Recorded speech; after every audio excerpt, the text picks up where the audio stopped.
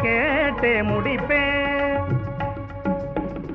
சுப்பிரமணிய முதலி சத்திரத்தில் ஐப்பசி மாதம் முதல் நாள் என்னை உனக்கே, ஐப்பசி மாதம் முதல் நாள் என்னை உனக்கே அர்ப்பணம் செய்வேன் கனியே. நாய்வால் அளவெடுத்தே, கோம்ப நாய்வால் அளவெடுத்தே, ராஜபாளையம் நாய்வால் அளவெடுத்தே, தாலியை செய்து நானும் தன் கழுத்தினிலே நல்ல நேரத்தில் ஜாலியாய் அணிந்திடுவே சுதியுடனே தாளமும் போல் வாழ்